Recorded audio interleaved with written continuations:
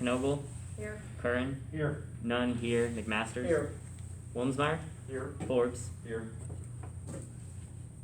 We have a quorum. Have a quorum, thank you. This time, we're gonna, please stand for the Pledge of Allegiance, followed by a moment of silence and the invocation that will be given by Pastor Jared Corzine. I pledge allegiance to the flag of the United States of America and to the republic for which it stands, one nation, under God, indivisible, with liberty and justice for all. In a moment of silence today for Officer Tyler Timmons from Pontoon Beach, a true loss to our community today. And again, please just take a moment here to keep his family in your thoughts and prayers.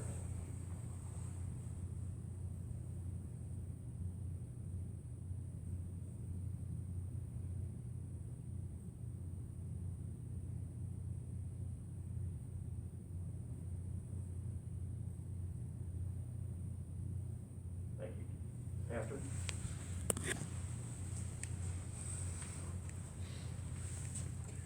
I'm Pastor Jared Corzine from Unity Baptist Church here in town, a proud supporter of our school district and thankful to be here.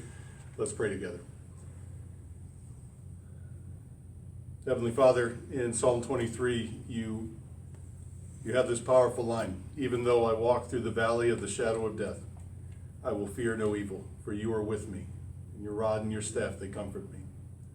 Lord, today for our community, Granite City, Pontoon Beach, Lord, for officers, for their wives, for many of us who hug our kids a little bit tighter tonight.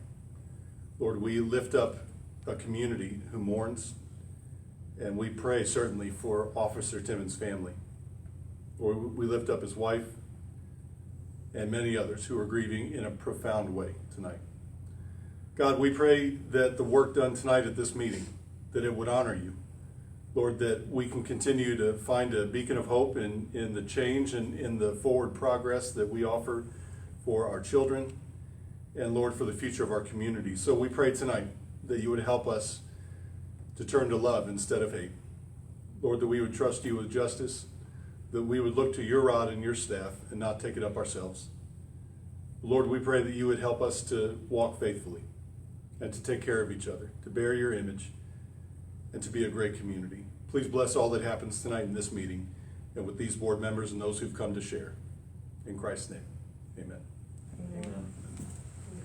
Thank you very much. Thank you. Thank you.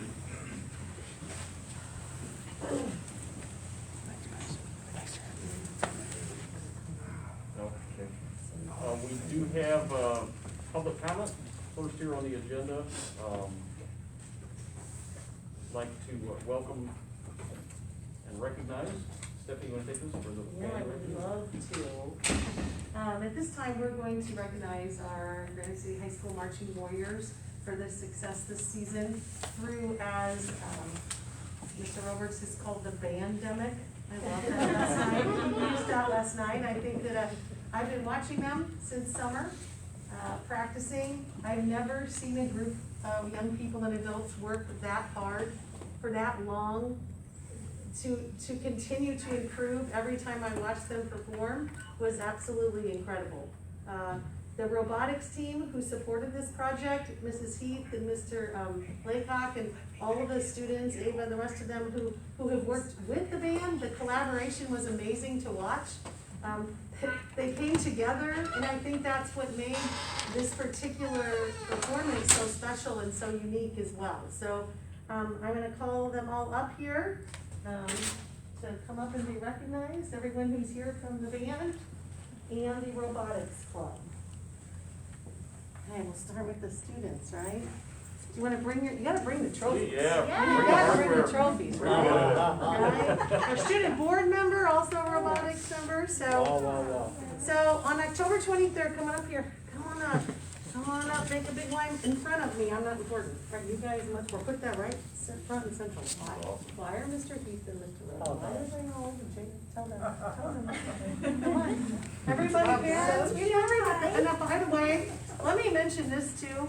The Band Parents Association have to be some of the most hardworking also. Concession stands, anywhere the band kids are, they're supporting at all times. it's really incredible to watch the dedication and how much support you all have for these young people. I think it's just amazing. So on Saturday, October 23rd in Champaign, Illinois, the Marching Warriors won the Illinois Marching Band Class 5A State Championship. Woo! For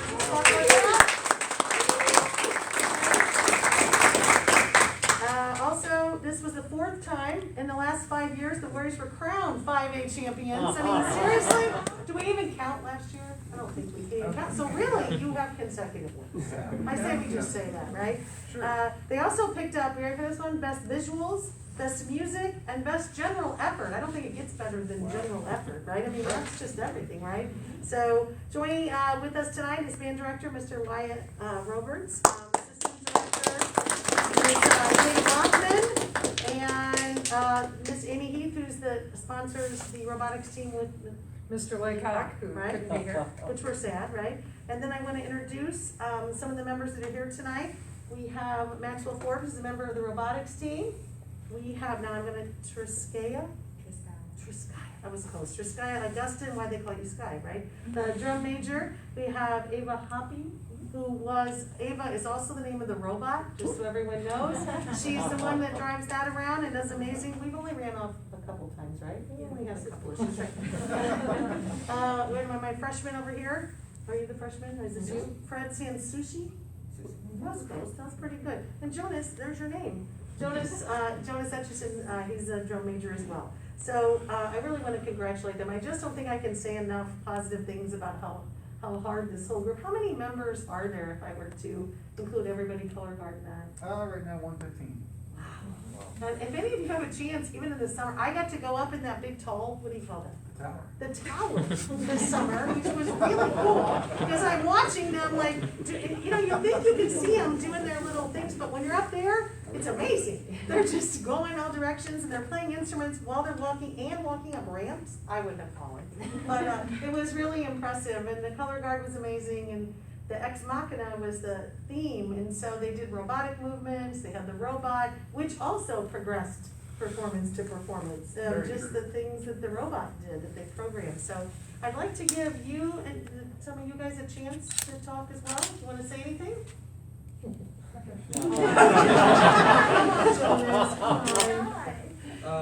It was a very great season. I know, speaking on behalf of the seniors especially, it was very great to be able to have an opportunity to do this once again. We got our freshman season and our sophomore season, and then junior year we didn't really get to do anything, so being able to go back on the field is like just amazing. It was a great season. We did pretty well, and I think with ourselves we can agree that we improved a lot. I honestly didn't expect to get to the point where we did this year, coming out of everything, but it went very well, and I'm very, very excited that we were able to do so well and have so much fun. So thank you all.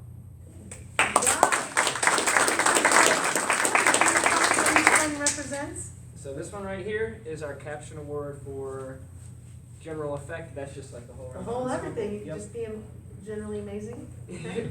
We have music. That's musical stuff, and then visual is the visual. Which was really cool if anybody got to see that with the costumes and the flags, and I mean it was just really fun to watch. It was truly a performance of everyone, and we have the big one, which hold it up for a picture, Mr. Here we go.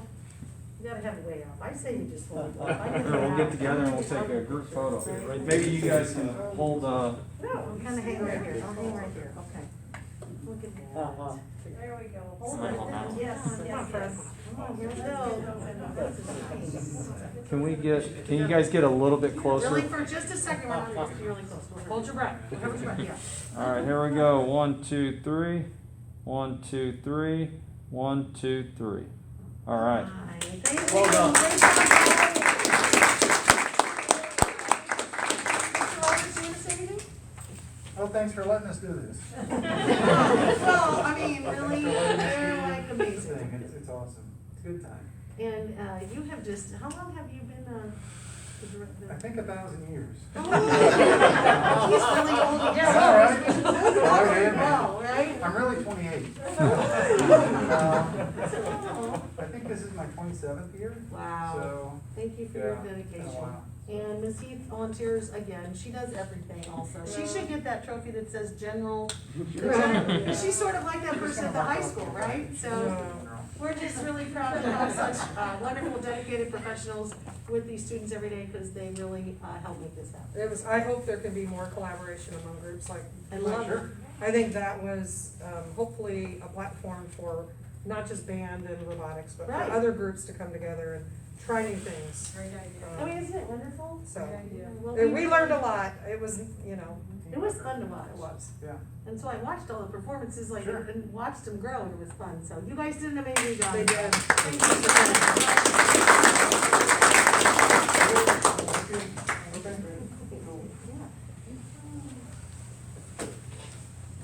We as a school board greatly appreciate this because you make us all so proud. And that makes our job so much easier when you all are out there performing and doing very well like you are. So thank you, and just continue what you're doing. Appreciate it. Thank you so much. Do we have any other public comment tonight? I do know we have one person addressing us in executive session tonight, but There should be I don't know if there's anybody Christina else Mays. here for public comment. Yeah, but I don't, she's not here. Not here? Okay. All right, very good. We will move on then. Approval of the minutes of the September 28th, 2021 board meeting. So moved. Second. Motion by Erica, seconded by Bill. Any discussion? Roll call, please. Vinnie, Aye.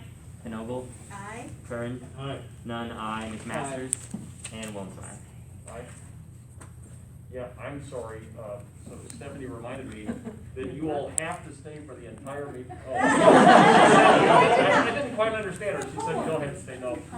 We do have a long meeting time, you all are welcome to stay, Yeah. and maybe become future board members. Yeah. You don't have to Yeah, stay. there you go. But we totally understand if you want to also leave, so. Don't feel guilty getting up right now, for real. So once you know you can get up, we don't want you to feel you have to stay, so.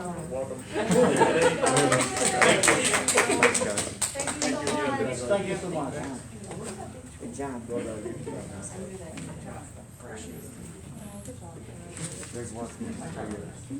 Item number 6 is the consent agenda. Congratulations. Any item we can pull off of here if anyone has any discussion, otherwise I would entertain a motion for approval of all the items there with the understanding we've had some very nice, you wanna go ahead and do that now? Real quick, sure. We were fortunate that Dr. Turtan, came to the district and, wanted to donate lots of property to us, maybe some future development, I'm not really sure, but he was so kind. Just wanted to donate them for us for work, so I just thought that was great. He came in, I got to meet him, what a wonderful man's given to the community for years, so I just wanted to recognize him. Denise Ransom also gave a donation to Maryville School for supplies that they needed for a classroom, so I just wanted to make sure I mentioned it. Thank you. So moved. Thank you, Zach. Second. Seconded by Erica. Any discussion? Roll call, please. Knogle, Aye. Kern, Aye. Nunn, I, McMasters, Wilmsmeyer. Aye. Vinnie, sorry. Aye. Item number 8, retirements and resignations. Mr. President, the board has recommended the following retirements and resignations be accepted. John Kindle, Crafts Administrative Office, retirement effective 11/30/21. Yeah, Starla Lindsay, paraprofessional Coolidge, resignation 10/27/21 also. Sorry. Approval is recommended. So moved. Second. Motion by Erica, second by Howard. Any discussion? Roll call. Kern, Aye. Nunn, I, McMasters, Vinnie, Aye. Knogle, Aye. Wilmsmeyer. Aye. Item 8B, request for leaves of absence. The administration is prepared to make recommendations to approve or hold for discussion in executive session the following positions. For the leaves of absence be approved. So Starla Lindsay, paraprofessional Coolidge, effective 9/20/21 to 12/13/21. Sean Caldwell, athletic trainer for paternity, 11/8/21 to 1/31/22. Scott Fandry, counselor, 11/15/21 to 2/7/22. Caitlin Johnson, math teacher at Coolidge, 11/22/21 to 2/14/22. Approval is recommended. So moved. Whoever you want to give it to. Motion by Linda, seconded by Kern. Roll call. Nunn, I, McMasters, Aye. Vinnie, Aye. Knogle, Aye. Kern, Wilmsmeyer. Aye. Item 8C, employment of a high school secretary. Mr. President, the Board Interview Committee is recommending Brittany Mendoza for the high school secretarial position or hold for discussion in executive session. You have received detailed information about this. Administration is prepared to make these recommendations. The Interview Committee consists of Darren Depew, Tim Moran, Sherry Lamb, and Kristen Navajis Caverna, and they are recommending approval. So moved. Second. Any discussion? Roll call, please. McMasters. Aye. Vinnie. Aye. Knoble. Aye. Curran. Aye. None. I. Wilmsmeyer. Aye. Item 8D, Granite City High School extracurricular resignations for the 21-22 school year. Mr. President, the Board Administration is recommending the following individuals' extracurricular resignations be accepted or hold for discussion in executive session. We are recommending the following people be accepted designations: Whitney Sykes Rogers, GCHS head basketball coach, and Greg Vaughn, GCHS assistant girls basketball coach. So moved. Second. Any discussion? Roll call, please. Vinnie. Aye. Knoble. Aye. Curran. Aye. None. I. McMasters. Wilmsmeyer. Aye. Item 8E, high school extracurriculars for the 21-22 school year.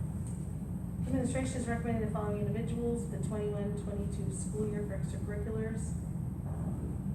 Candy Parker, Working Warriors, Kyle Thompson, assistant wrestling coach, Greg Vaughn, head girls basketball coach. Approval is recommended for the 21-22 school year. So moved. Second. Any discussion?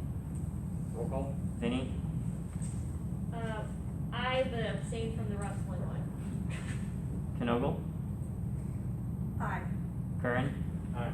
None. I. McMasters. Aye. Wilmsmeyer. Aye. And I'm sorry, Eric, I didn't understand what you were saying there. I was abstaining from the wrestling one. I I'm got not it. doing any business with my husband. Got It works best for our marriage that way. Good move. That's good. Thank you for clarifying that, I appreciate it. Item 8F is Coolidge Junior High School extracurriculars for the 21-22 school year. Mr. President, the Board Administration is recommending Alexandria Miller for the Coolidge Junior High School assistant girls volleyball coach for the 21-22 school year. Approval is recommended. So moved. Second. Any discussion? Roll call. Knoble. Aye. Curran. Aye. None. I. McMasters. Aye. Vinnie. Aye. Wilmsmeyer. Aye. Item 8G, elementary extracurriculars for the 21-22 school year, and there's a couple of them. Yeah, I just want to point out, I don't think I need to read them all. No. Do I need, Mr. Jones, do I need to read them all? Okay. The administration is recommending then the following individuals for elementary extracurricular for 21-22 school year. I do need to add though, that, Ms. Darla Markup is no longer included in this list due to this. She has hit the 6% cap, so I just wanted to make sure you knew that. So moved. Second. Motion and a second. Any discussion? Roll call. Curran. Aye. None. I. McMasters. Aye. Vinnie. Aye. Knoble. Aye. Wilmsmeyer. Aye. Item 8H is the employment of technology support specialist for the 21-22 school year. Mr. President, the Board, due to the increase of devices during COVID, in particular Chromebooks, and the increase in the need for additional tech help in the buildings with devices and users, the administration is recommending Albert Hazen for the technology support specialist. Approval is recommended. So moved. Second. Motion and a second. Any discussion? Roll call, please. None. I. McMasters. Aye. Vinnie. Aye. Knoble. Aye. Curran. Aye. Wilmsmeyer. Aye. Item 9A is sports facilities information by SM Wilson. You want to cue that up? Sure. I have Kristen Newbern and Matt, Jim Huddy. Huddy. We referred to in past meetings that we contracted with SM Wilson to do a sports facility assessment for the Granite City School District. We are really excited to bring some much-needed improvements to our district's sports facilities and looking forward to some potential upgrades to school buildings and grounds as well. We are here tonight to talk about the first phase of this project and what future improvements could look like when our finances are available to continue work on a timeline. The plan is in preliminary stages and our various sports improvements are being placed into an overarching master plan for the GCSD9 sports complex. They are being prioritized by cost, maximize student athlete usage, time to completion. Kristen and Jim will be speaking to the first phase of this overall plan this evening, so I'm gonna hand it over to them. What makes the most sense for us? Wherever you wanna go. So bad not knowing Jim's It's last like, name. Chris, if you would like, and try to get the slides in there too, maybe if they stand there. Okay, sure. Oh, yeah, that's probably a good idea. I was gonna suggest they be in the slide, but that's all right. And I can put them on the other side of the table, Chris, and you put that on the floor, and name it up. Sure can. That might get them in the slide also. It's the theater director. This is That's exciting. it, that's it. It just pops out. McMaster's trying to take my job here. This is exciting stuff they have tonight. How are we looking? Framed? Maybe a little, no, just. And please let me know if I'm not projecting. It's not often times that I don't project enough for people to hear me, but let me know. Yeah, Chris, can we Oh, take? yes. maybe- Yep. Since they do a math. We're sorry, Chris. And they're really, so just introduce yourselves and your role first. Yes, definitely. So here you're talking to our staff, and here you're talking to the community. Okay. Hello. First, just want to say thank you so much for giving us just a few minutes tonight. I know you've got quite the agenda ahead of you, so we will be brief. My name is Kristen Newbern. I am the Director of Client Development for SM Wilson, and I oversee our education market pursuits and the client advocacy efforts throughout our projects. And Jim, do you want to introduce yourself? I'm Jim Huddy. I'm Director of Project Development at SM Wilson. I assist with logistics, budgeting, procurement, everything pre-construction related. And like we said, we're with SM Wilson. We are a general contractor and construction management firm celebrating our 100th year in business this year. You might be familiar with us because we were, born and raised in Granite City. Our yard is actually still here, just a few miles down the road. So we consider our hometown to be Granite City. So we're just thrilled to be speaking to you today because of that reason. We have been around 100 years, but really in the last 20 or so, we have built for dozens of different school districts in Illinois and Missouri. We have built over 6,000 classrooms and put in place over $1 billion worth of education construction in the region. Right now, we are building more than $250 million worth of construction in the public K-12 arena, just right here in this region. So very excited to be building for schools. It's a really great time right now to be planning and building for different school districts. So we're excited to be here today. One reason, prefacing all of that, one reason that we have been so successful in developing our client relationships with school districts and then having so much success in repeat business is the fact that we prefer to be part of the process with you as a partner well before construction starts. So that really is where Jim has played such an integral role with our district clients, and that's really starting from a planning perspective through the funding and design efforts, and then, yes, of course, through and after construction. So, wanted to just tell you a little bit about the facilities plan that we have been working closely with the district and board leadership with Granite City. Really, this is that first part that I was talking about, the planning process. So why have a contractor come in and review your facilities, talk through your needs, and understand what the overall picture should look like at the end of the day? Well, we, in addition to talking to you all, are building millions and hundreds of millions of dollars worth of school projects right now in real time. So we have a finger on the pulse of what construction costs nowadays. And if you have heard anything about construction costs nowadays, it is a moving target. So having that understanding, knowing those real-time changes, that helps us to give you a very accurate estimate when it comes to budgets. It helps us to plan from a constructability standpoint that if we know what your goal is in 10 years, we can help you with right now this phase one. What should that look like so that it's easier down the line to plan, fund, design, and build those next steps. So that's really the purpose behind this Square One facilities plan that we have been working closely with your leadership team to develop. So now that I've set the stage and prepped you on the overall concept, I'm going to pass it to Jim, who's going to talk about the real stuff. And so Jim will tell you a little bit about phase one. So phase one, we came and visited with facilities and with the board, and basically did a general analysis of the entire complex. What was existing, what was not existing, where we had gaps, where we had maintenance needs. Everything was on the table.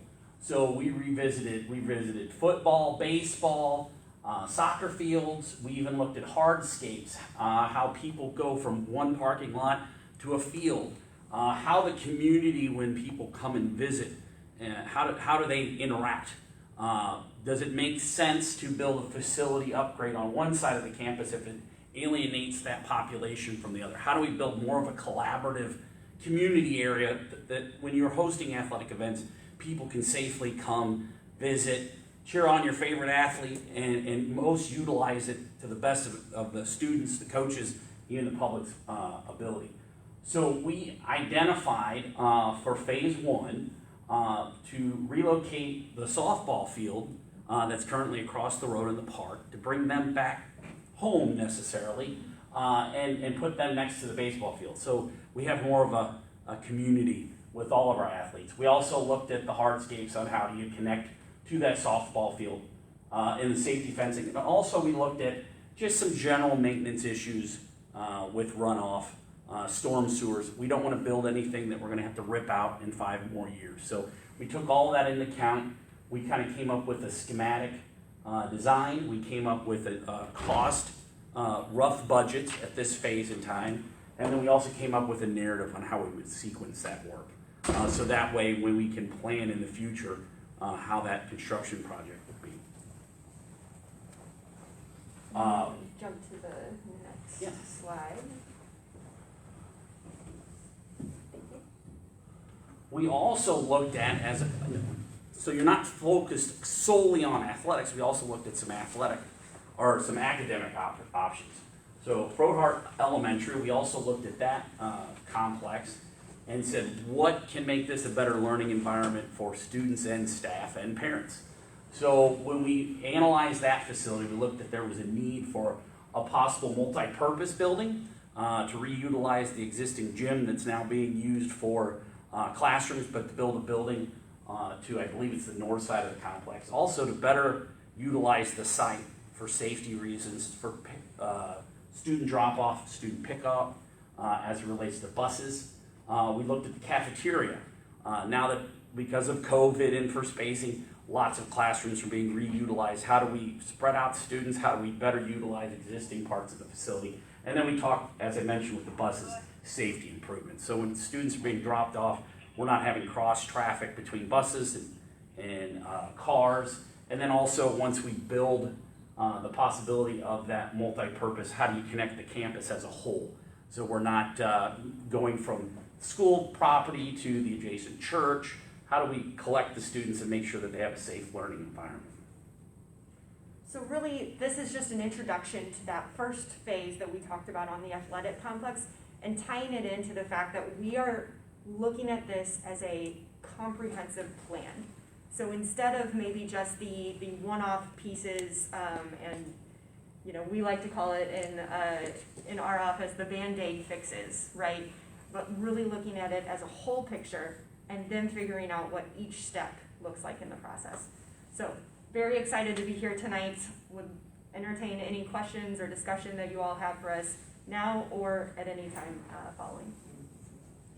I just want to point out too, when they did the Frohart Elementary possibilities, that was included in their facilities assessments. They did some sports stuff as a general overarching facilities plan, but I also had them, when we talked about maybe potentially switching to multi-grade level schools, Frohart is a central location. It'll be something that you know, it's going to be there as one of our central schools if we make that, if and when that happens. So I had them just look at that. Those are all dependent on financing and funding and how we can do that. So those are all part of the prioritization of what we're doing in financial and as I talked to you about usage. So we had them do that. They've been amazing at going in and looking at things and thinking of things that I think when you're looking at it sort of and you've seen it all along, you don't see things. They've been really good at presenting ideas and things as an overall project. So I just wanted to point out that that's why the Pro Heart part is in there as well. And secondary, you know, we're looking at initially, which we have funding for the softball field and that, there are secondary projects which, keep in mind, we don't necessarily have the money right now. We're looking at anywhere from 1 year to 10 years, depending on district financing. Maybe we can look towards donations, things like that, collaborating with some other community members, looking at potential soccer field upgrades, press box area upgrades. Those are the areas we're looking at as well, but that's a little further down the line. So I just wanted to give that introduction, and they started with phase 1, and that's what we're gonna be moving forward with at this point. We'll have them come back and do maybe more of an overall thing when we meet with the financing, see where we are. But they've been great. I'm sure they'll come back again if we need them. They'll be involved all along, so thank you so much. Questions? Yes. Questions? Well, Superintendent, I really think the community's gonna be excited because it isn't being done piecemeal. There is an overall grand plan. And some of it probably won't be completed while I'm still alive. But we are, it's such a visionary thing to decide that this is our front porch to our community, and this is what people see as this grand campus. And it is going to be so beautiful, and I know you've had in mind that it not be done piecemeal, but that we work from a real plan, and I think kudos to you. Perfect. Yeah, I would echo that, Bill, so thank you for saying that. This was really brainchild of Ms. Can for pushing this forward and doing the planning effort, because there were, and it shocked me, but there were a lot of things that were said going through this process with Kristen, Jim, and others, from some of the staff saying, hey, if there was something that was needed, we just went out and built it without much thought about where it goes. And so you don't think about the people movement, you don't think about the parking or getting them there, or drainage, or the utilities that are running underneath the ground and all that sort of thing. So this, and taking it now, working with what we have and making the best of it, and shifting some things in some locations, I think is fantastic. And I love the idea of pushing forward with an initial phase in this current budget year, because we don't have the money to do the grand thing all at once, and don't have all those phases laid out yet, but there are some very simple and cost-effective things that can be done here immediately to start that process. But it begins. Yeah, Yes. we're excited, and I'm excited, Yeah, I kick off, so. mean, just being able to make those improvements, like Bill said, just the vision and wanting to be proud of our complex and our school, and we have great athletes, great families, great community, and this is just one more way for people to see that when they come into town, so. I know, I had just a real quick question, and I know it's been brought up a lot in the past from various people, and I know it's not on phase 1, but when they bring up turf, everyone wants turf and all that, but and I know there's drainage issues, you gotta plan with it and all kinds of stuff. But like on the new softball field, which is a part of phase 1, would that be installed with infield turf, or would that be, I'm just curious, since that's a new project. For right now, the design, we haven't come to that conclusion yet. Okay. Basically, like Dr. McCain said, we're weighing both options. There's a turf option and then there's a grass option. Okay. So that decision could be made based on what do the athletes like to play on better. I know my daughter likes soccer, she hates playing on turf. But then it's also gotta be weighed against what's the overarching budgetary of maintaining a turf field. So right now, we've just gone out and kind of organized and gathered information and presented it. We haven't gone through full design yet or the full bid out of those components. So that would probably be like a next phase that we could possibly do next spring. I think since this has been in committee to begin with, Stephanie, I think it would be nice to give the entire board that itemized list of Really big all the difference, things. I think they should all yes. maybe get that, and then it'll answer really his question, but a lot of other questions. In the prioritization, Talon, Because, you know, if we're looking at adding, if we can do grass somewhere where it's good, then we can save money to be able to add turf where it's maybe more addressing the student usage. Like if a soccer field, which is boys and girls, potentially field hockey, potentially lacrosse, you're serving a lot of student athletes with that field. So looking at, those are the types of things we've been discussing. So as we get the finals, you will all have all of that, so.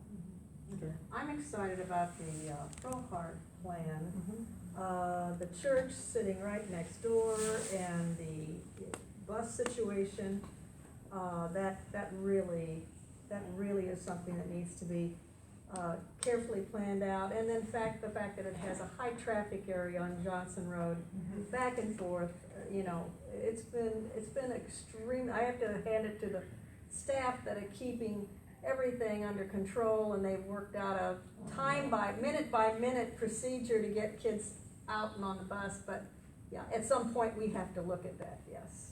Well, really, the credit goes to Superintendent Cannon. I mean, she made sure that was a priority, because it's 100% about student safety at that point. And you're absolutely right. There's no world would a nice, shiny, flashy, you know, new building be a substitute for if we did not account for that student safety first.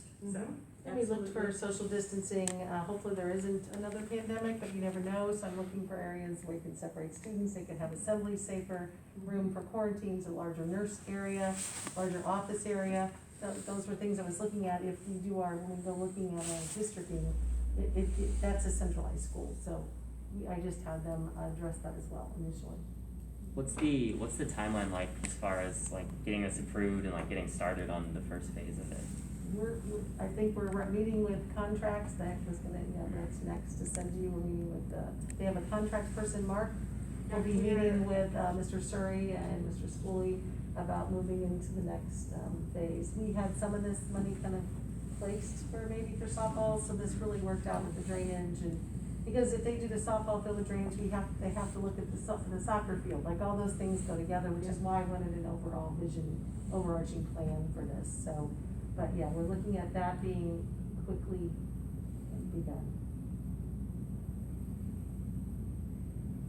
Is it fair to say, Stephanie, not to put you on the spot here, but maybe by next meeting we could have an overall facilities plan for the athletic fields that could be shared with the board and the public community? Most definitely, that was our plan.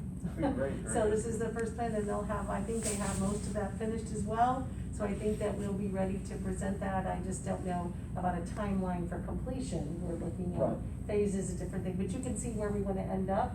I said before, we gotta get Bill out there, right? So, so no, that's the plan, is to show that. I'm positive we can have that. And I think the beauty of that then is that if there's fundraising opportunities and the community to get involved, any of these items could be accelerated. Oh my gosh. So we might be showing it as year 5 or year 7 or year 10 if the school district goes through its normal budgeting process.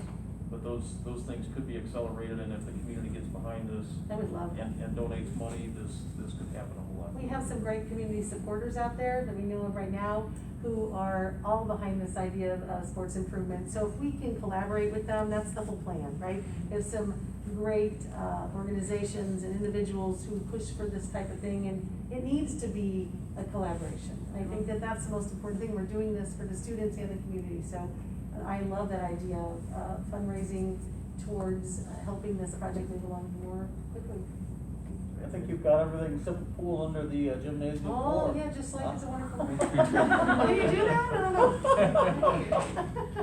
I like it. Add it to the list. Yeah, no, don't add that to the list. That's prioritization is way down there. Kristen and Jim, thank you so much. Thank for you being so here. much. Thank you for I having us. appreciate it. Thank you. And same thing goes for you. You all are welcome to stay.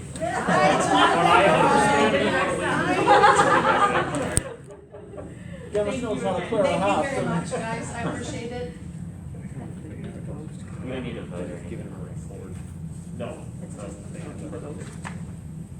Item number 9B is a resolution for public hearing for the 21-22 school year e-learning plan, and I think we need to suspend the general meeting or meeting here. Mr. Jones, is we do suspend the meeting, correct?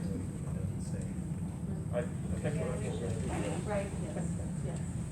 So I'll take a motion to suspend our Board of Education meeting to hold public hearing. So moved. Second.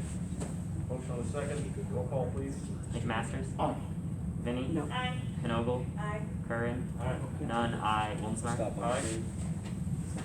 So we have suspended our regular meeting, and now we will hold a public hearing for the 21-22 school year voting plan.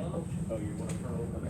Yeah, Steve, this is just something we had done everything else, we just didn't do, I apologize, we didn't do the hearing that was required by the Regional Office of Education. Sorry. If you have any questions about the plan and you've already seen, Mr. Mathis is here to answer anything you may have. Steve, would you mind just saying a few words Quick, about it? you wanna do a quick overview? Yeah, so the e-learning plan is basically, it's a review of things that we already have in place. A lot of it is technology that we put in place as a result of the pandemic. The e-learning plan itself does not serve as, it serves as a way, it doesn't replace the traditional emergency day. It's used in addition to a traditional emergency day.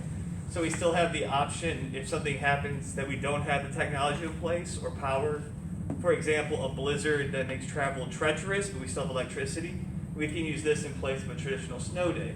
But in the event of something like a tornado, like what happened this weekend in Missouri, you know, and we don't have power in large parts of the city, we can still use the traditional emergency day. So it's really just another option for us to continue to educate children in the event of unforeseen circumstances. Yeah, it's not a remote learning option. No, it's This is strictly for emergency days that we can use as for inclement weather.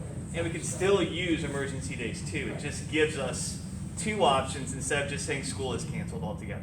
And what's really nice about this, we had one before which was pretty non-efficient. We added they did an excellent job of adding everything that we've been doing and putting it into this plan, so it's relevant.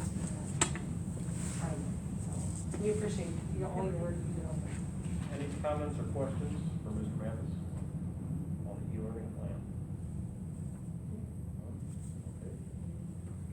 So I will accept the motion at this point to close out the public hearing and go back into session for the school board meeting. So moved. Second. Roll call please. Vinnie. Aye. Knoble. Aye. Curran. Aye. None. I. McMasters. Aye. Wilmsmeyer. Aye. So we are back in regular session of the school board meeting, and at this point I will take a motion to approve the 21-22 school year e-learning plan. So moved. Second. Motion and a second. Any discussion? Roll call. Knoble. Aye. Curran. Aye. None. I. McMasters. Aye. Vinnie. Aye. Wilmsmeyer. Aye. Thank you all for that, appreciate that. Item number 9B is train HVAC information.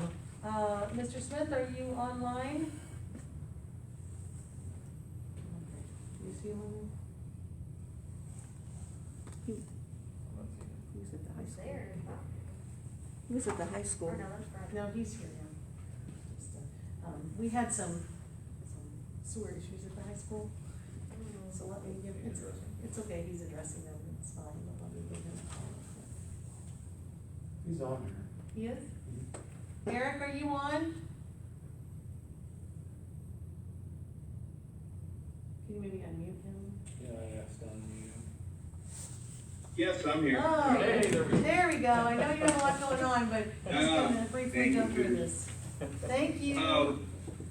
Yeah, what this has been an ongoing project. We've started out with getting pipes inspected to figure out what we need to do at Grigsby. And with Grigsby already being partially a train school, has train products in it doing the heating and cooling. What we're wanting to do is just further this and just go with train for the chillers and unit vents in the building. And what train is going to do, they're going to engineer this, they're going to see the construction part of it, and they're also going to put this out for bid for contractors to actually do the work. And they will oversee all of that work to ensure that their products are put in properly. And Eric, I recall the piping inspection looked fine in that building, and this is just gonna be upgrades over time to the systems themselves. That's correct. It's gonna get, all new units throughout the building, new air handlers inside the gymnasium, insulation, on pipes that, were needed, and new piping in some areas, and also the office area is, looking like it's gonna have its separate heating and cooling system to try to get away from all of the old pipe work that's behind the plastered walls that we're constantly having problems with leaking. So, once we can get away from all the older system and get this all in there, I think we'll be, better off. And Train does guarantee us that we will save money with this, going with their product also. Very good. Yeah, and really the request tonight is to move forward with Train, to handle the engineering work on a going forward basis. And that decision really is because there's primarily a Train system in place today. That's correct. That is correct. That's correct. Any questions, anyone?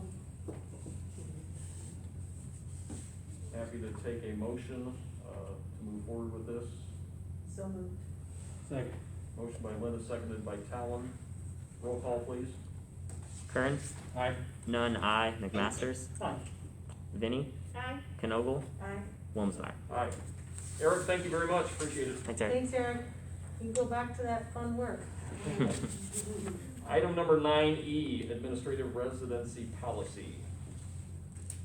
You have in your packet, and as we discussed back in June, I believe at the June meeting, we are continuing to struggle with trying to find individuals, and we, for the jobs, certainly on the teaching side, but now on the administrative side as well. And have, I think, a list of 8 or so coming up in the next 2 or 3 years for retirement. And as we're trying to hire the best and most qualified, we've been looking at, toying with, and as other school districts are hiring from outside their boundaries. What was in your packet or what was provided to you was the residency policy that would allow that to happen for us. And at this time, I'd entertain any motions. So moved. Second?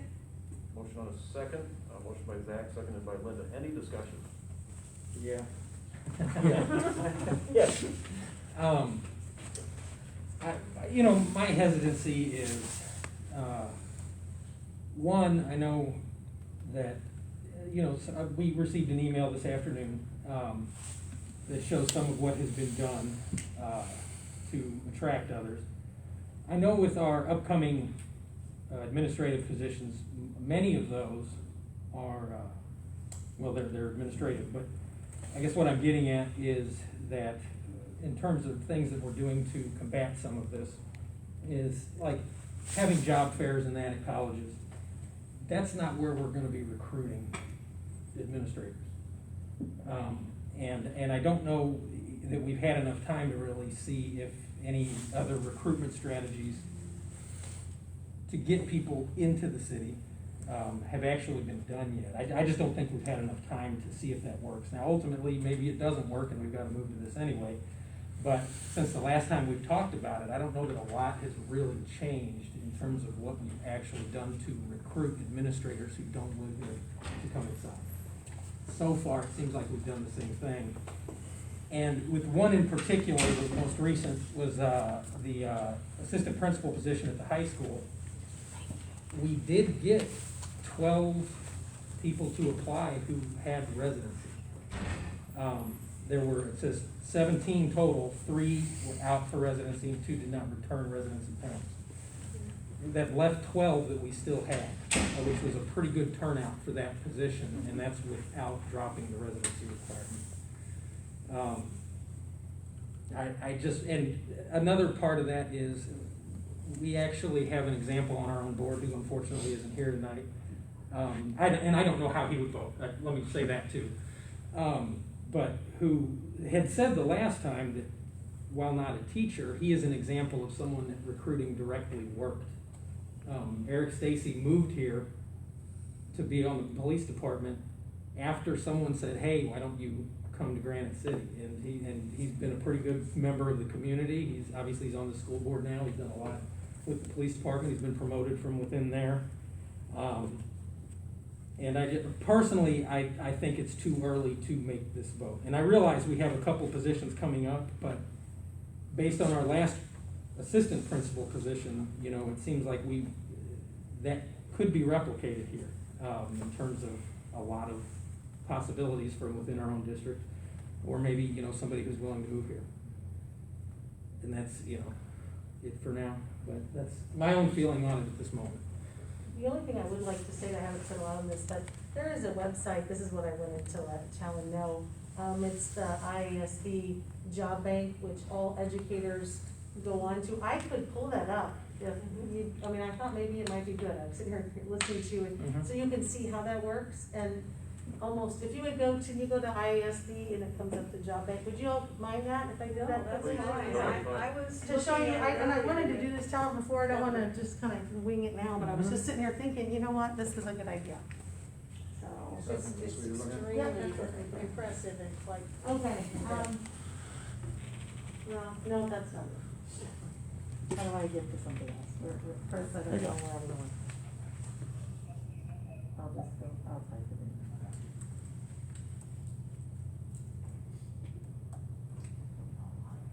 There it is. Okay, so when I taught at SIU and I had student teachers, this is the first thing we pretty much teach them, and in admin school too. And if you are in education, you just wouldn't, you know what I mean? You just wouldn't know this. So, if you're looking, you can list as an employer, you can post here, which we post every position, on this job site, on this site. So right now, if you are going to look for a position, so right here, you can look instructional, administrative, non-certified support staff, school service personnel, it lets you choose. So we're gonna choose administrative.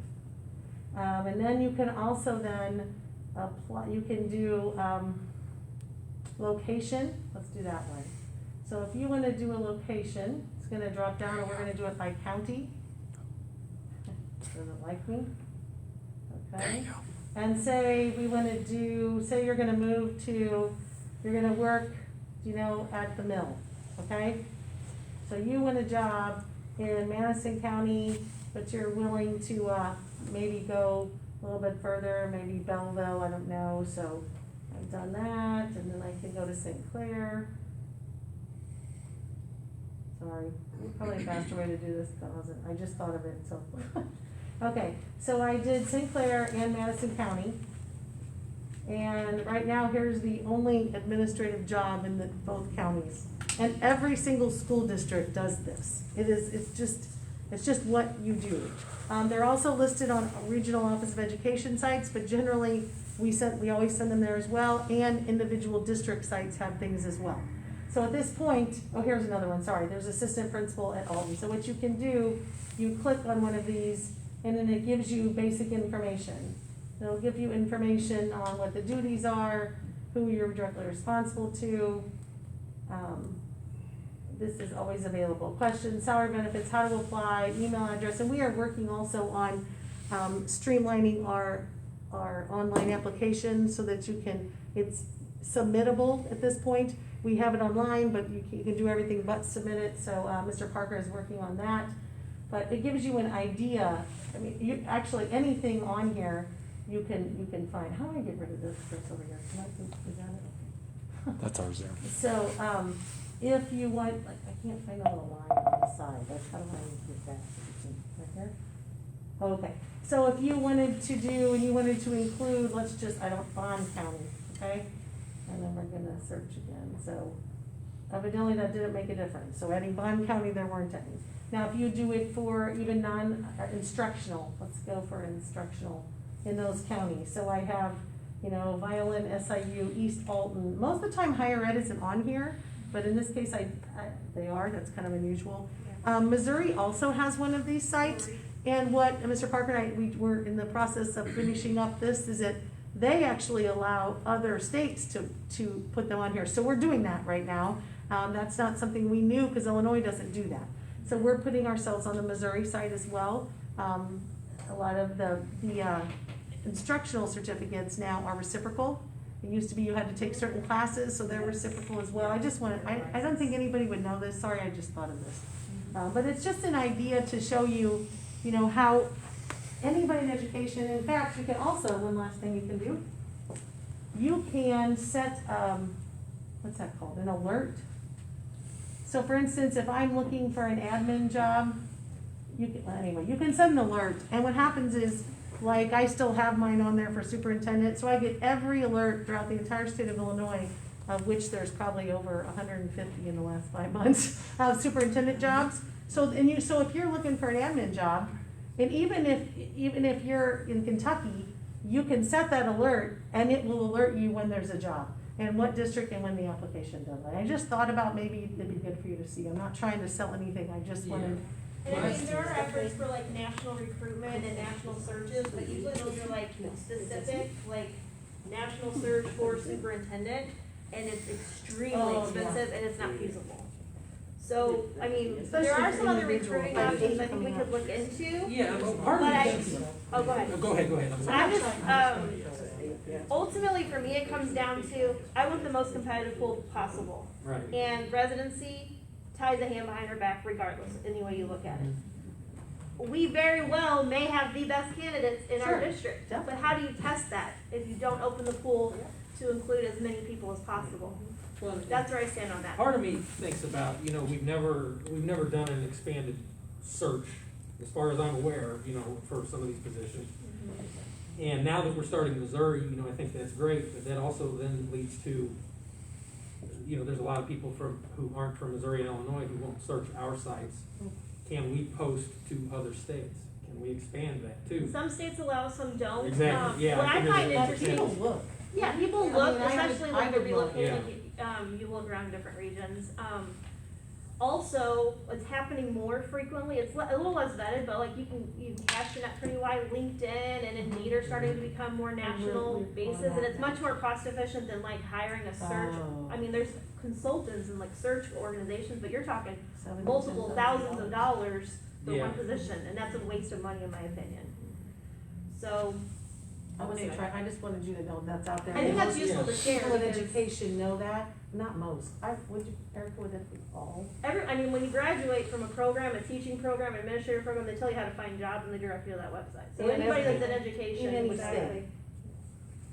I just felt like, you know what, I didn't show them that. I'm sorry if that was everyone, and I just thought you could do a lot. Yeah, I think, I just Yeah. personally, I'm still we've never tried some of this new recruitment, we've never tried it.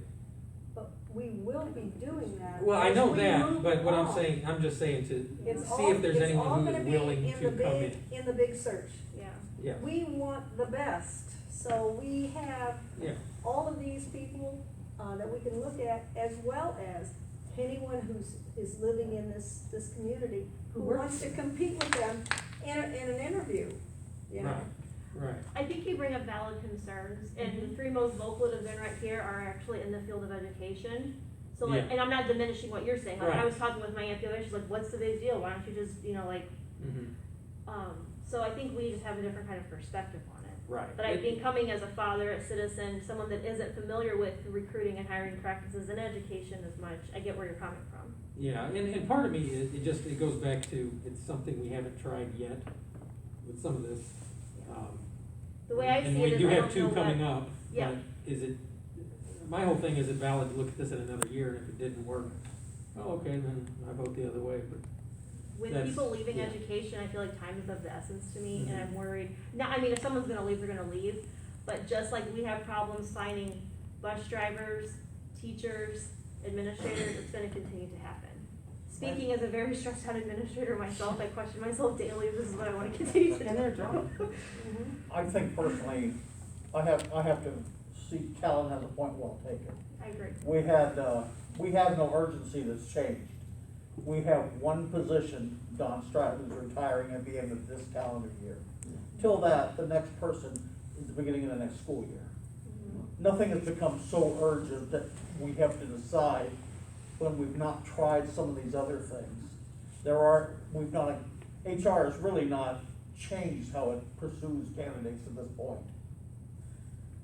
We've not tried some of these things. We've also, at this point, it just seems to me, we're asking to a community that, it's so visionary what we wanna plan for our community. We haven't given up on Granite City, and it's a desirable community, and we don't have to necessarily say, give up the residency requirement when we've had no trouble up to now. And until we see it is a problem, we cannot get tremendous candidates, why would we just give that away? But my understanding We're is getting the great past candidates, have plus had Mr. Mathis is now, I saw in the message came out, is going to plan a program to help train in-community candidates that are already part of our district. We have some methods we can do, but we have not yet tried. And there's no urgency, so I have to kind of agree with Helen here. We have one candidate at the end of the year that has to be replaced, and obviously I really think one for next Mrs. year. Batson probably does 90% of the work, but she can easily fill that spot. But the next candidate is the beginning of the next school year. There is no urgency to throw that away until let's try some of these things. Let's get Mr. Mathis's program. Let's try expanding our searches. Let's get HR to do a few things differently. And if we have any problem then filling that position, I would be the first to say, well, we have to give it up. Not that we even want to, we have to. Well, But I don't see the urgency now when there's only one candidate to fill at the end of the year and not another one till the next But school we year. should be searching for next. So I agree with Helen. And it's at least two of those positions that we did have problems filling weren't actually what you might consider education positions. And they were only posted on education sites. No, we didn't. Did we did LinkedIn then? For Chris Colette, yeah. Okay, but, and that's at least better, because I know one had told me that. Sorry. But again, that was, those were positions that we probably could have put I guess I'm everywhere trying we to could think of. figure out what the problem It's much is, cheaper. because this does not shut down the interviews of candidates from this community. It just expands. They will be coming in Maybe for we their could expand interviews our as search and Pardon? see if we get candidates that want to move here. I think the point is to target people possibly from, say, states that pay their administrators 40,000 less than we do, and Do you have say, hey, it's examples a of viable states- option to come here. Do you have examples of states that have $40,000 deficit compared to what we pay? Well, my understanding was you have some administrators in states like some southern states, some southern districts, Oklahoma, other I was places just trying to like think that. of like, what's the targeted response list, because we can't recruit in all 50 states, which I don't know, No, you're not expecting. I'm saying you pick those areas where Yeah. most of that is public well, all of that is public Yeah. information. Well, they may come, but they still will be vetted through our interview system, and we are looking for quality. Yeah, that's just it. I mean, you can't just accept anyone who's willing to take the job. Exactly, so someone who is coming from another state, it doesn't mean that they are going to, No, but somebody coming from qualify. across the river doesn't mean they're gonna be good either. But that's We've exactly never why tried. we have this excellent interviewing situation now. Yeah. Where our superintendent is part of the interview, and not only part of it, but she has the ability to identify those Right. qualities that we wanna put in these buildings. Right, we're both willing to expand the search, we're just looking at doing it different ways. Linda, we totally agree. We're not gonna lower our standards of who we want to hire. We don't wanna do that I'm for a not second. saying We that. want the best we can get. I'm saying But we're we have not still gonna demonstrated we can't expand. get them and have to give up residency first. I think part of it too is teachers, right? So we look at some of those administrative positions, and teachers generally sometimes are those applying for that next position. Principal, assistant principal, that sort of thing. School code, you all know, but maybe for the public, school code does not allow teachers to have a residency requirement. They can live anywhere they want. And that's what we're seeing more and more here in this district. So what we've done is limited that pool of candidates by trying to say that with a residency requirement, you've got to move to Granite City to take that position. And a lot of people, as we've heard from Jim Parker in the past, a lot of people have said, no, I'm not going to do that, or they'll drop the application, or they'll back out of it, or won't go through with it because they find out that they've got to move. For one reason or another, it might not be that they don't like Granite City, it might be that they've established their roots in another community, raising their kids, have their kids in the school district, and just don't want to uproot and come here. So again, I think back to Erica's point and Linda's point is to be able to create that pool of candidates, the largest pool possible, so that we get the best individual for that job, as we're going through that. And that's really what this comes down to. And that- Yeah, I think going off what Dennis said about teachers, I've said this before, but you know, if you're a teacher and for whatever reason, if you're not living in Granite City because like you said, you have a family somewhere else, your kids are in school somewhere else, even we've struggled to get teachers, as many districts have. If you're a teacher thinking one day I want to go into administration, I'd be less hesitant to take a job in a district that it has a residency requirement if I know that's not something I'm gonna make my family do is move to Granite City. So I think it's kind of a trickle down effect as far as where it affects us. It's a detriment. Yeah, I think Talon and Bill made some really good points. I do. I think even if we did the best possible job recruiting and got great candidates in district, which I know we have, I still think we should change this policy because it's about making the entire pool the best possible. So we can recruit in district and do more on recruiting and getting people from other states. But I also think eliminating the residency requirement is just another piece into that. I agree. And you know, like he brought up the assistant principal position, and this is just hypothetical because the person we hired is great for it, I think, and doing a great job. But 3 people filling out the residency, I mean, one of those 3 candidates, 3 seems like a small number, but that could have been a groundbreaking candidate, you know, hypothetically speaking. Mm-hmm. And I think anytime we're taking the chance of losing talent with taxpayer dollars that we're paying them, I think it comes down to the best use of the taxpayer dollars is to pay the person that's best for the job regardless of where they live or anything like that. And that's what I say. Very well said. Yes, and I appreciate all the comments here tonight, because I think that's fantastic. I do want to make one point that the residency requirement policy does exclude the superintendent. So, the way that it's written today, so. It does include it. So should we approve it, the superintendent is still required to live in Granite City? Yes. Correct. Yes. Better way stated, so thank you. I just wanna make sure I was clear on that. Yeah. Also, I've seen some confusion. Board members are required just by statute to live. Yeah, that's true. They're an elected office. Yeah. I've seen people saying you're changing it so people on the board can move, and that's not something we would even have the power to do. Thank you So, for bringing that up yeah. as well, Jay. Mhm. Appreciate that. Once again, I'd like to say, obviously, we all have strong feelings on this, and I just appreciate that we have space that we actually engage in the debate on it. I like that, even if we disagree. Well said. Appreciate that. We do have a motion and a second on the floor. At this point, I'll be happy to take a roll call. Yeah. None. I McMaster's. I'm going to have to, only because I don't think we've demonstrated the urgency to change it, and I don't think we've demonstrated that we've tried enough other ways, that we cannot fill these positions yet. And so, at this time, I don't see the urgency, so I'm gonna have to vote no.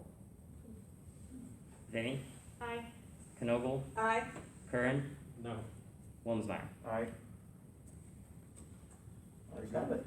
Thank you very much, and good, very, very good open discussion. I appreciate that as always.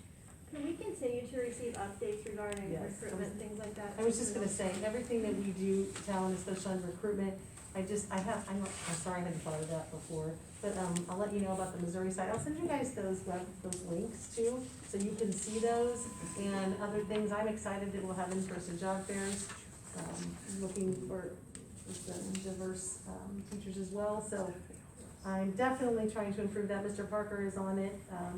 We've already went to one, job fair and got a couple applicants for some parapros and things like that, so Madison County one, so we're looking forward to improving all that. I appreciate your comments on I it. do love this process, because at the end of the day, we own this together. Yeah. We are a team. It's not like the country is so divided where they can't come to a compromise, and a majority makes a decision, and that's how that works. And so, I love that part of our process. At the end of the day, our board decided to go forward with this, and I'm okay with that. I think that's a good thing. It's a healthy thing. And we will own the consequences of that for better or Yes. worse together as well. Yeah, but I have great respect for each and every board Yes. member on this team, and, listening to you, I have such great respect for everyone.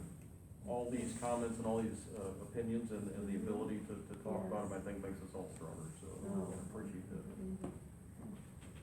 Thank you all for that. Item 10A, new business.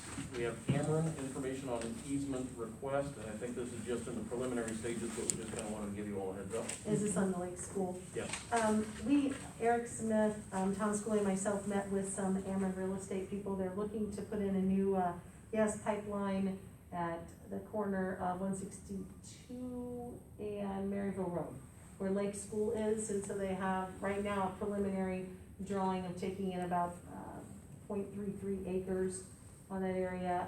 We sat down, met with them, and told them we needed some things worked out first. We wanted some safety answers. So right now, we gave them a counteroffer, asked a bunch of questions, and we're now at the point where they're gonna get back to us. So they have a timeline for the end of the year, so I think this will probably be ready to brought to your attention at the next meeting. If not, then the December meeting for sure. So we needed a lot of things answered, so they took away with them at least 10 or 15 different questions and a different counteroffer on how much they were willing to pay. And I was a little concerned by this one too, but I understand this is a replacement line. Yes. For one that's already in existence today, so that's a good thing. More efficient, better materials. We had a question about release valves, that was one thing we asked. So we asked a bunch of questions and they're gonna get back to us, and all that'll be presented when we have those answers from them. Fantastic. Appreciate that update. Is there any action taken on that? No action needed at this time. Item, and that'll be back probably next month or the December meeting on this. Item 10B, server room equipment, ESSER1 grant funds. Mr. Smith, are you there to address that? Brad? Yeah, I'm here. There he is. Okay, do you want to address that for us, please? So what this is it's a piece of equipment in our server room which contains all the storage for the entire school district. Pretty much every process that we run, this is the storage for all that, for Skyward, Avaya, Finance, HR, all of our databases, different network processes for where server information is stored. Overall, the piece of equipment that we currently have, we purchased in 2016, and we are looking to replace it because it is end of life at the end of November. So. And importantly, the ESSER funds can be used because we have grown with our computers as a result of the COVID and remote learning, so it's directly tied to that, so we can use the ESSER funds for that. Yeah, it's tied to infrastructure upgrades, to network and infrastructure upgrades. And there's a new digital grant for this year too that we will have coming as well. Yes, that's correct.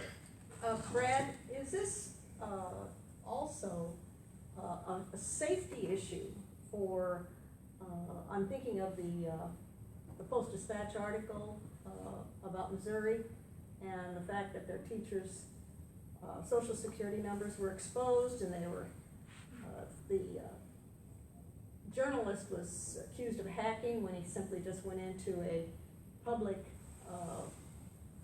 operation of the service, and found out that these things were available and easily hacked into. So these are upgrades, Brad, that could help firewalls and such? Any kind of storage upgrade for as far as security is better, the newer is better.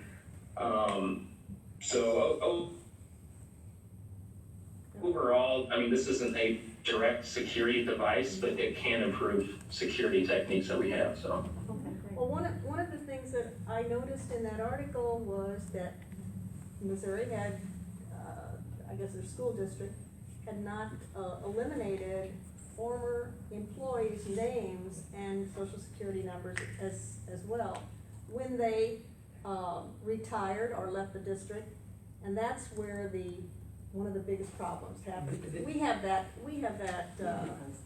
automatically taken care of, don't we? Yeah, I believe they had those posted somewhere on some website or something. I don't know all the details to that. They literally had it embedded. Talent has They had it embedded in public code. So it's a slightly different thing than what Brad is dealing with. Theirs was a big no-no, going back years. No matter what technology they had, somebody screwed up. But Brad is right though, that software always helps with security and that, but the nature of just getting new hardware. There are some attacks that can happen because of hardware issues. And just by nature of having new hardware, you do see security improvements. Great. So, Great yeah, challenge. he's good. Nice to have a techie also on board too, to help out. Thank you. Thank you, Brad, appreciate that, and Talon as well for that, and Linda for the questions. We do need an approval on this one. for So getting moved. moving forward. Second? Motion by Erica, seconded by Linda, any additional discussion? Roll call, please. McMasters. Aye. Vinnie. Aye. Knoble. Aye. Curran. Aye. None. I. Wilmsmeyer. Aye. Thanks, Brad, appreciate that. Thanks, Brad. Item 10C is approval of the audit. You want to have Zach? Yeah, Zach, do you want to, just give a brief overview? Yeah, I emailed the board members a copy of the audit, and you have some, I think Wednesday, you have some on your desk. There's the region and the Granite City. We got quite a few items removed that had been lingering in there for probably 20 years. We've got a few more to work on as we go through, basically with activity accounts, because they switched some stuff with the AFR at the state, and we kind of need to bring that under our umbrella and finance a little bit. We'll be working on that through December, January, and hope to have that process and procedure updated. But other than that, the audit was pretty good. Told us what we already knew. Yeah, and Zach, and I appreciate you addressing some of those items that had been in the past. So that's good, because this thing is cleaner and cleaner all the time, and I appreciate that, and certainly on a going forward basis, continue to address it.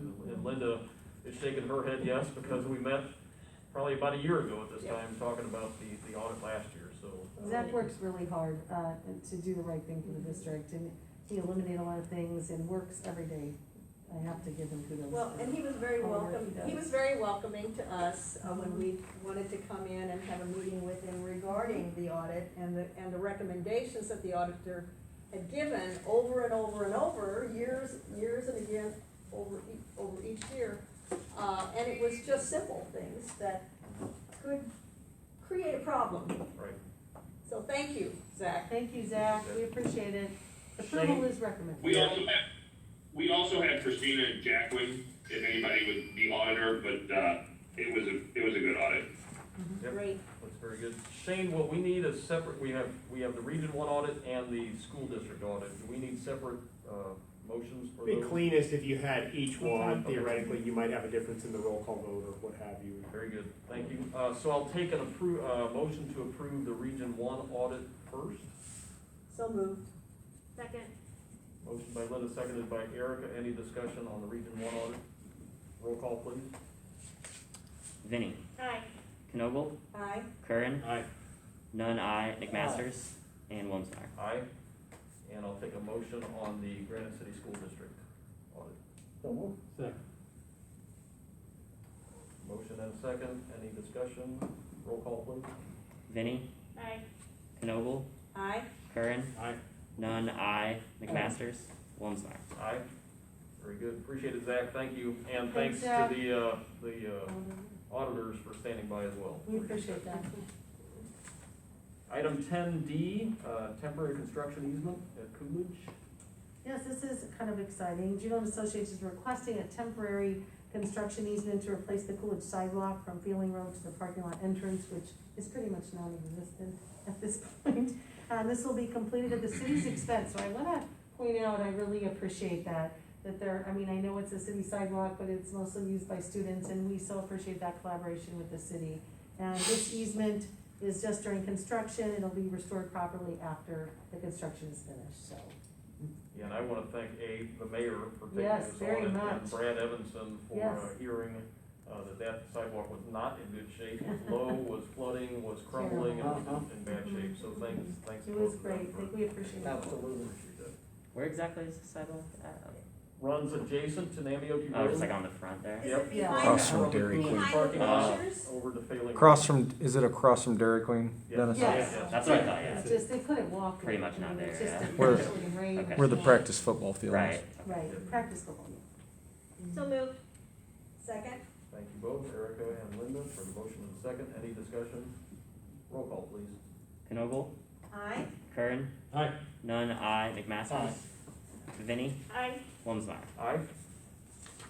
Item 11, reports and other communications. Sure, there is a FOIA request. We received 3 requests under the Freedom of Information Act during the period of September 22nd, 2021 through October 19th, 2021. The first request was received on September 29th, 21 from Jane Jordan, Data Research Partners LLC. She requested the following information: a copy of a listing of all Granite City Community Unit School District 9 employees' first and last names, email address, title, position, primary campus, department location. The second request was received from Ashley Strand on October 5th, 2021. From Deltech, she requested the following: an agreement, contract document, and invoices for the awarded bid from the year 2016 school transportation, account P1295968. And she wanted to provide the date of the contract's latest expiration. The third request was received on October 6th from Zoe Yelson from Smart Procure. She requested the following information: any and all purchasing records from 6/08/21 to current. The requests were handled well by our administration. Fantastic. And then you also have, in your packets, treasurer's report, cash on hand, July, August, September, and several of those, and activity fund statements and bank reconciliation statements. And Zach is happy to give a 4 or 5 hour detailed description of every one of those. If you would like. He is. But with that, and I don't guess we need any approval for that. And that takes us to executive session. With exceptions noted under 5 ILCS 120-2 open meetings, tonight we will be going into executive session for student disciplinary matters, which is exception 2C9, and student safety 2C8. And I am happy to take a motion to leave leave regular session and go into executive session. So moved. Second. Motion by Linda, seconded by Talon. Roll call. Kern, Aye. Nunn, aye. McMaster, Vinnie, Hi. Knogle, Aye. Holmesmeyer. Aye. And the time is 7:22, going into executive